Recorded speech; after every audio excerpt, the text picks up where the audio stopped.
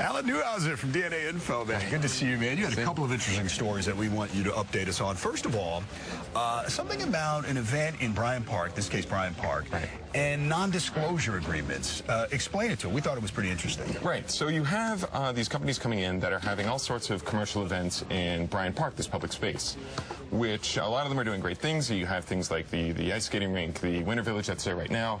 The issue was particularly with two companies, Google and T-Mobile. Right. Where Google set up what they called this Winter Wonder Lab, but forced the group that runs Bryant Park to sign a non-disclosure agreement. Can't say anything about it. Exactly.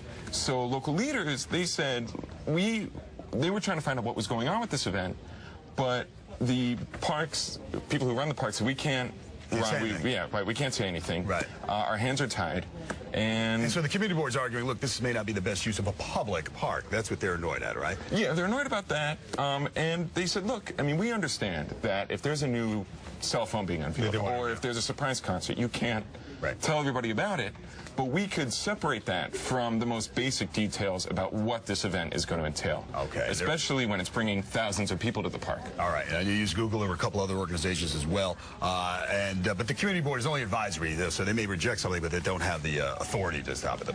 The park administrators do, correct? Right, exactly. Their point is being able to make that advisory vote and also just be aware of it. Okay. All right, good. Something else you said this week, the NYPD already putting a warning out about SantaCon. That's right. I mean, I've been out wandering and seeing this.